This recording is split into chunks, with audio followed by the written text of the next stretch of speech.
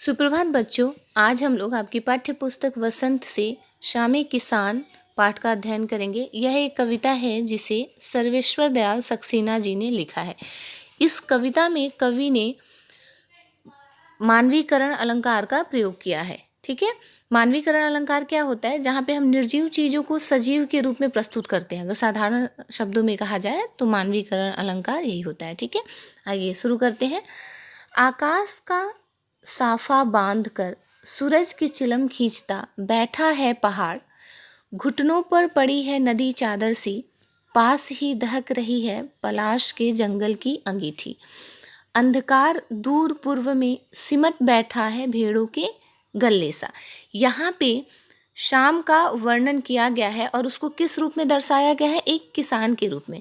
इन पंक्तियों का अगर मैं भावार्थ आपको बताऊं तो भावार्थ होगा कि दूर स्थित पहाड़ आसमान की पगड़ी धारण किए हुए, साफा मतलब क्या होता है? पगड़ी होता है। ठीक है, तो पगड़ी को धारण किए हुए अपने हाथों में सूरज की चिलम पीता हुआ सा लगता है। सूरज की चिलम क्यों कहा गया है? क्योंकि जब शाम का सूरज होता है वो बहुत तेज नहीं होता है, उसकी प्रकाश हल्की होती है, तो ऐसा प्रतीत होता है जैसे चिलम पे रखी हुई अंगीठी हो। ठीक है, दूसरे शब्दों में अगर कहें हम तो कह सकते हैं कि दूर से पहाड़ पगड़ी पहने हुए किसान की तरह बैठे हुए चिलम पीता हुआ सा दिखाई देता है। ठीक है, पहाड़ के नीचे बहती हुई नदी किसान के घुटनों पर रखी हुई चादर सी दिखाई देती है, क्योंकि नदी जो है वो पूरे पहाड़ को तो ढकती नहीं है ना, वो पहाड़ के कुछ अंश को ढकती है। तो ऐसा प्रतीत होता है जैसे किसी किसान ने अपने घुटने तक क्या रखा हो? चादर रखा हो। ठीक है, पहाड़ पर उगा लाल फूलों से लदा फदा जो पलास का पेड़ है, उसके पास रखी दहकती अंगीठी सी दिखाई पड़ती है। जो पलास के पेड़ है वो कैसा प्रतीत हो रहा है? जैसे किसान जिस प्रकार से अपने पास शाम को अंगीठी जला के रखते हैं, वैसा ही प्रतीत हो रहा है कि पहाड़ ने भी अपने पास क्या जला के रखा है? अंगीठी जला कर रखा है। ठीक है, सूर्यास्त होने को है। धरती के पूर्वी क्षितिज पर धीरे धीरे अंधकार गहराने लगा है। धरती के पूर्वी छोर पर गहराता अंधकार किसी सिमटे हुए भेड़ों के झुंड सा दिखाई देता है।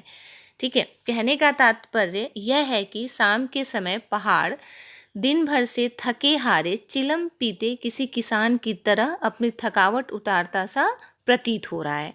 ठीक है, अगली पंक्ति हम लोग देखेंगे।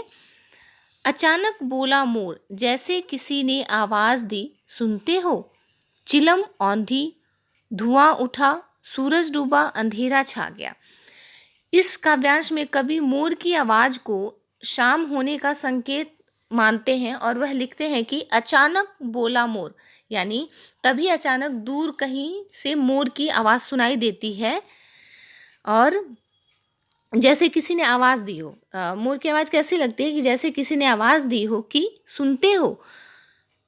जैसे बुलाया जाता है ना, हम क्या कहते हैं? सुनते हो कह के बुलाते हैं ना, कहकर शाम को कोई सूचित कर रहा हो। तभी धीरे से सूरज क्या करता है? दूर क्षितिज पर गायब हो जाता है। चारों ओर अंधेरा छा जाता है, मानो किसान ने अपनी दहकते अंगार वाली जो चिलम उसने ले रखी थी, उस चिलम को उसने उल्टा कर दिया है। क्यों उल्टा कर दिया? क्योंकि उसे किसी ने, ऐसा प्रतीत हो रहा है जैसे किसी ने सुनते हो कह के बुलाया हो।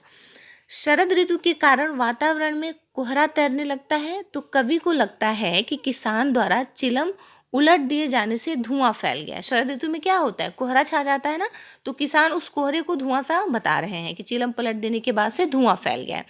भावार्थ यह है कि सूरज डूबने से चारों ओर कोहरा, अंधेरा छा जाने से धुएं के फैलने का आभास होता है।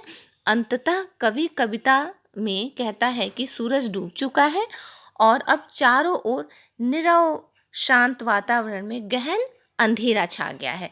इस कविता में सर्वेश्वर दयाल सक्सेना जी ने खूबसूरत शाम का वर्णन किया हुआ है। ठीक है, आप सभी लोग इस कविता को एक बार पढ़ेंगे और इसके जो कठिन शब्द हैं उसे याद करेंगे। धन्यवाद।